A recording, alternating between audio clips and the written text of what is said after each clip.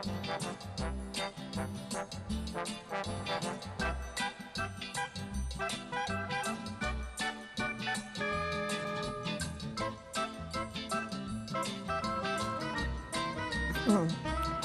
everybody, this is Caroline Sotheby and welcome to Up, Down, and Around Town.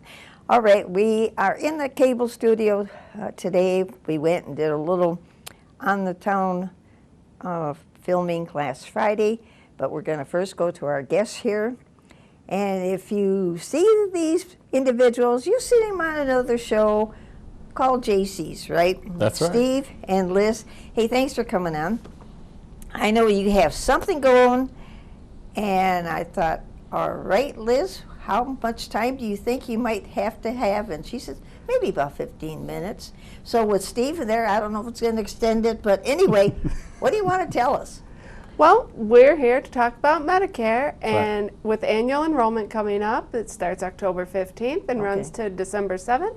We're just here to let people know about their options. Steve and I are both independent insurance agents. Okay. And we've recently started our own insurance agency, Preferred Insured Agency, LLC.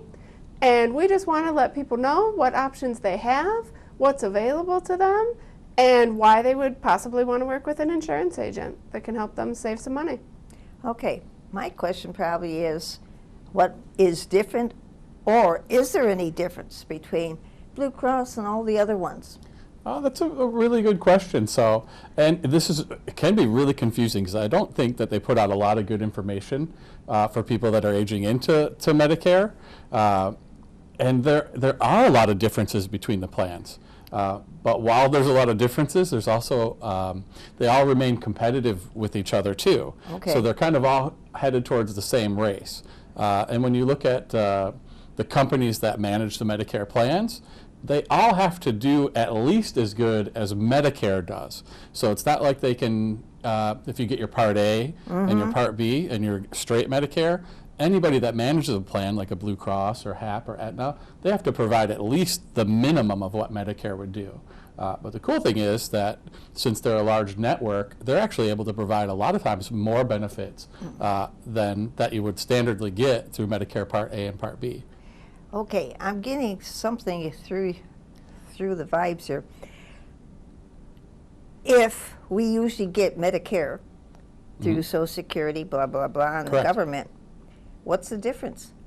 I mean, do we disregard what we get from the government and go to your service? So it's not so much a disregard, and Liz can probably answer maybe better than me, but what happens is those large companies, since they're already doing medical and services and health benefits, they said, well, hey, government, let us manage the program since it's already our profession to manage health benefits, and they can provide more bang for the buck, so to speak, for those plans. So since that's already their profession. So instead of disregarding it, they're really just managing Medicare and those benefits. Did I nail that pretty good? You absolutely nailed it. It's a private health insurance company administers the benefits. They are administering the health insurance. You still have your Medicare. You don't lose your Medicare. But if you signed up with Aetna or HAP or Blue Cross becomes the provider. They're managing your care. So you're dealing with Blue Cross. Does that make sense? In your plan. But if you're through the government, Blue Cross becomes secondary. Your Blue Cross becomes secondary. Yeah. Well, if you're through the government with original Medicare, you just have original Medicare. So you're going right through original Medicare. Yeah. If you sign up for, a lot of people call there's the Advantage plans. That's the Part C of Medicare. You have Part A, which is your hospital. Yeah. Part B, which are the physicians, your doctor visits. Part C are your Advantage plans. Those are the plans that offer a lot of additional benefits. You see them advertised a lot on TV in the fall during annual enrollment. They're talking about Advantage plans. They also have things called supplements or the Medigaps. Those are things people enroll, pay the monthly payment, and a lot of them don't have copays or deductibles. It depends on which one you select. But then you have Part D, which is also your prescription coverage. Those are the 4 different parts of Medicare, if that makes sense. And the supplements are an additional. Blue Cross is big into subs. A lot of people have that. But you would use, your primary would become the Blue Cross. That if Which you is signed what? up for one of those, that would be your primary. Okay, so that would be quite different than what we old timers are used to getting, right? Yeah. It would be different, but different doesn't necessarily mean bad or less. A lot Yeah. of times these plans come with additional benefits that your original Medicare doesn't include. As Steve said, it has to be as good as. Like the requirement by CMS standards, the law, is they can't provide less than original Medicare did. So it has to be at least equal to. But most of them are superior to equal. There are more benefits. The standard term is more benefit rich. So there are additional benefits you can get by going with these other plans. A lot of times it can save you money in the Okay. long run. That's true. So the best thing to do It's is look call. into it. Well, there have been a lot of calls, because you mentioned October 15th. I already got a call a couple days ago. And would you like to? And I says, no, thank you, because I didn't know there's a possibility Right. of getting a different type of go. insurance covering the Medicare. Well, you want to be careful on who you talk to. That's a That's big right. part of the puzzle. When you see the ads on TV for Blue Cross, Humana, HAP, Aetna, United Healthcare, I think I've named pretty much all of them, Molina, your WellCare, when you call their phone number, you're going to talk to a representative of that company. So you need to be careful, because if, let's just say, for example, people who work here, let's say you're a representative of WellCare, you're only representing WellCare. So that's the only product that you can provide to people. So you want to make sure you go with somebody who can show you all of your options. That's where the So the- independent insurance Yep. agent comes in. We're contracted with all the major carriers in Michigan, Blue Cross, Priority, we've got them all. And all the other names I previously mentioned. So we can sit down with you and look at your doctors, your medications, go over everything and find something that really fits your needs. And to me, it doesn't matter if I sit down with you. I'm not going to have any preference if you pick HAP or Blue Cross or Aetna. It doesn't matter to me, because I offer all of them. You don't pay the agent. It's a free service for you to be Yep. able to use the services. I always like to be upfront, we're paid by the insurance companies, and they pay the same thing. It's a CMS regulated, Centers for Medicaid regulate what they can pay the agents in terms of commission, so that HAP can't pay more than Aetna, because then you might be inclined to push people to the one that pays more. Yeah, just Right. Yeah. It's true. So That's follow yeah. the money, right? That's not a thing. They all pay the same commission, whether you're new or a renewal. That varies, but the HAP to Aetna to Blue Cross, the pay it's not different from one to the other. So there's no financial motivation for me to get you to pick X over Y. Right, and then HAP or Aetna or any of the major carriers can't fight to pay more to get an agent to push their product harder than somebody else's. So when you have an independent insurance agent like me or Liz, we can really look and really find what's best for you based on everything. So, and there's a lot of regulations that restrict what we're able to do. So maybe the main caller, like a Blue Cross, could call you directly and try to sell you a plan, but we're not able to do that. We actually have to be reached out to. So somebody has to be a willing participant and say, oh, Steve, I'd like you to look at my situation. And that's the only way that I can come in. So they kind of protect that predatory, harsh salesman type of thing for independent insurance agents. So. how did you two decide to go into this business? Funny enough, well, I can tell you my part, and Liz can share hers. As some of you guys know, we've been Wyandotte JCs for a long time. Yeah. So that's how we knew each other. And Elizabeth kind of found her way into this, which I'll let her share her story.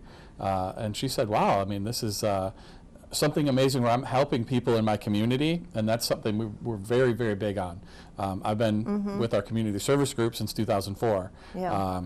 And I said, well, yeah, I mean, helping people is what I like. I don't like sales. I want, I'm the heart of my community. I want to make sure that everything I do is moving something forward and making something better. And that's what got me interested. And yeah, there's a commission and you're able to make a living at it, which I'm excited about, and that's what I'm getting into this year. But above that, you're able to help people move their health benefits and their health care and their wellness forward, and I'm in it for that. Okay. So what got you in it? A person who was involved in it already, another agent, my cousin, he talked to me. I'd recently been laid off. I was a teacher previously, and I loved working in the community, helping people, explaining that, a teacher. And retired teachers or previous teachers make great agents, apparently, because we love explaining things. Oh, and teaching people about their options. So he's like, give it a try. So I gave it a try, and I did it for a year, and I wound up loving it. And so I just started the agency with my husband and Steve, and we talked to Steve about it, and I think you really like this. You Yeah. have to be personable. You have to like talking to people. Yeah. It's a big part of this job. You have to go to people and talk to them and look at what they've got. It's like a puzzle. You're solving their puzzle. That's right. You've got to collect all the pieces, figure out how it's going to benefit them, and help them find a good fit. That's basically. All right. So where are you based right now? In Wyandotte, but where? So, I mean, we obviously live in Wyandotte. Yeah. And as a Michigan agent, we can kind of sell anywhere, but you kind of contract with your local area. So really Wayne, Macomb, Oakland is pretty much anybody that lives in those cities will be contracted with carriers that could supply plans for them. And then, agents generally are like that all over the state. So our focus would be mostly Wayne County, Macomb, Oakland. Yeah, that is true. We can sell to anyone who lives in Michigan. You have to live in Michigan more than like 1 day over 6 months out of the year, and we can get you a plan. We can help you out there. So snowbirds qualify as long as they're here for at least the 6 If months. Michigan's your main You state. got to be Okay. Michigan, be your main state, and we can help figure something out for you. But primarily Wayne, Oakland, Macomb County. All right. So do you have a phone number? Say if somebody wants to get information. We do. We have email and phone number. I know. Just so happens. Just so happens we do. My phone number is 734-258-7994, and we can give you two of the business cards, and maybe you can put them up on the screen for people Okay. All right. later, because we've got Steve's yeah. and mine. We have them both.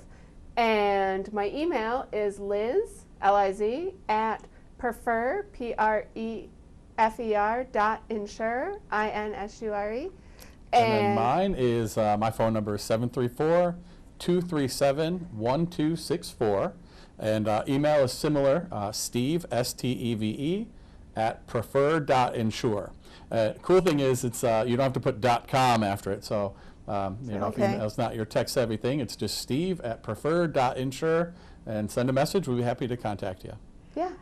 And a lot of questions probably are popping in people's mind because they, okay, we've been satisfied with, because we had no other choice that we knew of. We got our Medicare, blah, blah, blah, blah, blah. We have A, B, and then we have another so-called insurance for, this is one thing. With July 1st, too, your car insurance is a little different because finally they don't have to charge you for the medical. Oh, that's true. Yep. Because The no-fault at loss one changed. time, if you were in a car accident, Medicare did not pay for it, so your secondary did not go and pay for it either. So that's the reason the car insurance was right there. Now it's changing. How does that differ now with you? Are you getting into that? It has changed, and there are a lot of things that we can go over, but some things you can only talk about one-on-one during appointments with people. The CMS is really strict. Like there's a ton of stuff that I'd love to tell you, and I could literally sit here and I could tick it off on my fingers. Things like the actual premiums of the plans, the specific benefits with the different plans, things like that, but we're not allowed to. Just in an educational setting, you have to do it in an appointment one-on-one, or it's something that's called a marketing event. Those are filed with CMS and approved. That Steve said, it's a really regulated industry, so we can't cold call, we can't go door to door, but we can definitely sit down and talk about all of those things and tell people the specifics. I encourage everybody to just call. call us, and the consultation, the appointment is free. We Okay. don't Yep. charge. You don't pay anything. And we can sit down with you. We can come to your home if you're comfortable with that. We can meet you somewhere if you'd rather meet at the Tim Hortons, somewhere in Wyandotte. We can meet at the park. And we can go over your options and explain everything in detail. And in that setting, we can give you copay amounts, benefits, plan premiums. We can go over all of it. And Yep. I encourage everybody to call. It's you don't know what you don't know. And True. you might be able Yep. to save a lot of money. A lot of money. And get some additional benefits while you're at it. Okay. And at the Part D premium. So, I forgot about Part D. yeah, this is a really good time for a public service announcement. A lot of people are familiar with the Part A and the Part B. And then there's a prescription drug portion, which is called your Part D. And once you age into Medicare or become eligible for Medicare, if you don't take that Part D coverage, they'll actually penalize you for taking the coverage later on. So I don't know if you guys are familiar with Yeah. that. But they'll charge you 1% for every month that you were eligible to take Part D, but didn't elect a Part D coverage, a standalone prescription drug plan, or a Medicare Advantage plan that has prescription drug coverage in it. And those fees add up. And actually, as I'm new to this industry, was just talking to my mom, and I said, well, oh, hey, talking about your Part D. And she didn't ever elected Part D coverage. She didn't realize that there was a large penalty to not do it. So I would encourage anybody that's Medicare eligible for Part D, to make sure you elect some type of Part D coverage.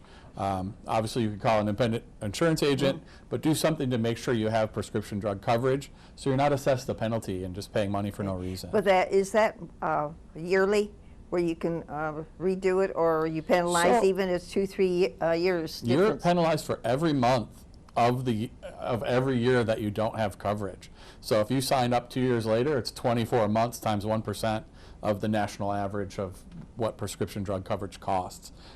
So it adds up fast. And that's something that we can really help with. Especially if we catch it earlier, people are aging in, and we're able to be part of that process Yeah. with them. to make Especially sure if that you're they're getting not close to penalized. that age and you want to know the difference and, Yeah. and make a decision one way or another. Absolutely. Okay, we're talking Medicare, but you two are involved with the JCs, right? Sure enough, yeah. All right, what's the latest so far? We were being asked, well, are they going to have a haunted house yet? Or what's So- going on? Or you don't know yet. Clue us in. It's funny enough, just like everything this year, everything's a last-minute decision about what people are able to do and what we can do. But I'll tell you this, the committee is inside our location, Okay. practicing social distancing and being safe, but they're building a haunted house. So it's behind the scenes being built. And now we're Okay. waiting on, are we allowed to open the doors come the Halloween season? And if that decision's made where we're allowed to open, the chapter will then say, hey, is it safe and smart for us to open? And then they will immediately make a decision following, Yeah. if it's the governor or local government, however Yeah. those decisions are made, the chapter will then say, can we open, does it make sense?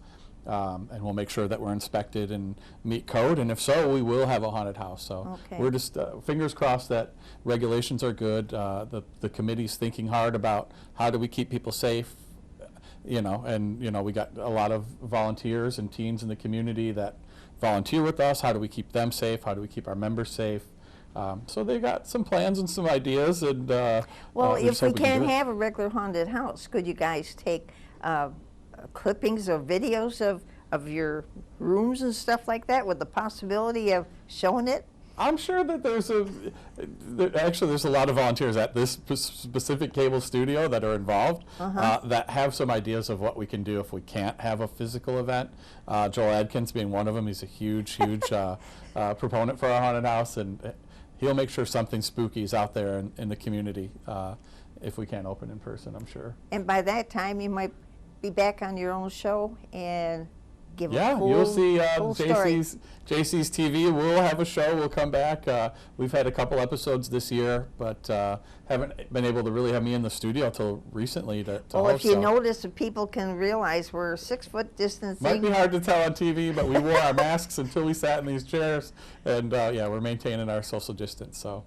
Okay, Yeah. take care. Hey, I'm glad you, okay, just the last minute. How do you get in touch with you again and you again so if somebody wants to get more information? Call me,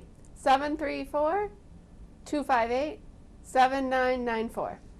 You? Same thing here, 734-237-1264. Call me anytime. Okay. Day or night. You can leave a message if it's late at night. It doesn't matter. Okay, thank you. And I know we promised something at the beginning. We were at our Arbor Day celebration, or whatever you want to call it, last Friday. There were 12 trees being planted, and a proclamation was said by Brian Martin. So Rich had the camera, and we're going to go right to that. Hi, good morning. My name's Brian Martin. I'm the City of Wyandottes Department of Public Service Assistant Superintendent, and also the City of Wyandottes City Arborist. Today, September 18th, we're celebrating our Arbor Day event that got postponed due to the COVID-19 pandemic that we were originally supposed to have on April 25th. So today we're at the City Hall complex. We're replacing trees that were either damaged during construction projects or poor planting, or trees that had just died due to natural causes. So today we have 12 trees within the complex that we're planting. Behind us, we've already completed our first tree, and this tree is the representative of our Arbor Day. So at this time, I'd like to take a moment to read the proclamation as required by the Arbor Day Foundation to be read on your Arbor Day Observance Day. City of Wyandotte Proclamation. Whereas 1872, J. Sterling Morton proposed to the Nebraska Board of Agriculture that a special day be set aside for the planting of trees. And whereas this holiday, called Arbor Day, was first observed with the planting more than 1 million trees in Nebraska.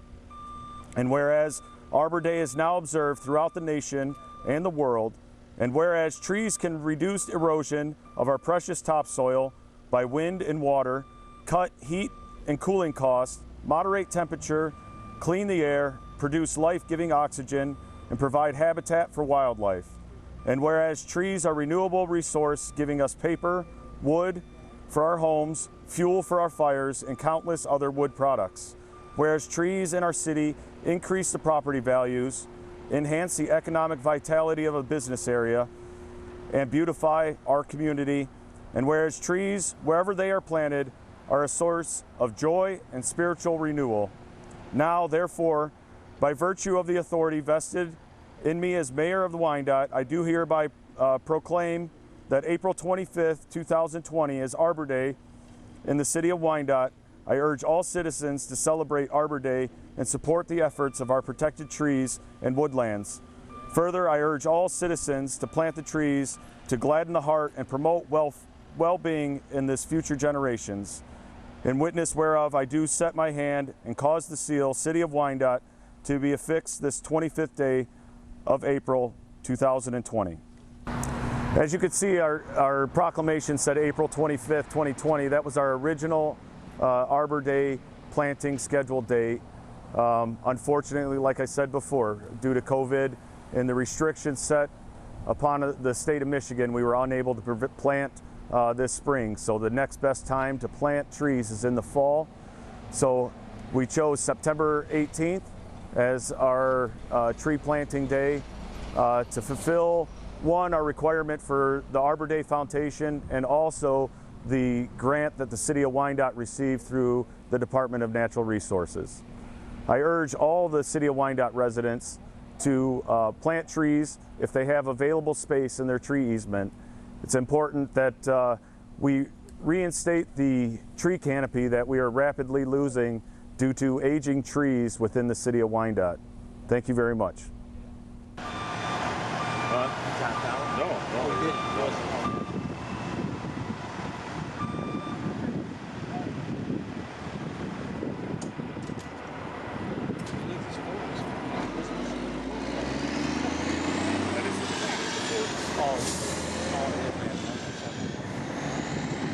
It's part of an Arbor Day, a delayed Arbor Day celebration, because we had to delay it because of the COVID.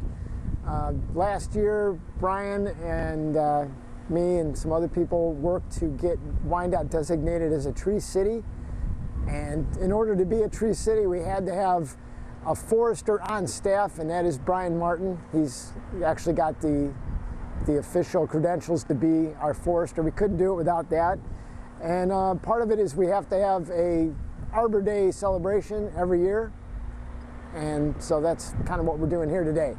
Replacing trees that have died over the last few years. Oakwood Cemetery over on North Line in Jefferson, it's kind of where the old police station used to be. One of the oldest downriver cemeteries. Kind of a strange place. Nobody has ownership of it because it was started by the Clark family and they're all gone, or they moved away. Nobody really knows. So it's kind of a piece of property that's in limbo. It's an old cemetery. It's in disrepair. And Oakwood Cemetery Group is a group of volunteers that is trying to maintain it, restore some of the stones. There is a lot of history, a very interesting history about it. And so now, today, they're working to fix the roads in the place because they're a mess. And the project we're planning next is we're going to grow trees down there for the city of Wyandotte. We're going to grow our own seedlings and then hopefully be able to start offering them to residents to plant on the easements in front of their houses for a donation. And the donation, any kind of donation they give would go to help maintain Oakwood Cemetery.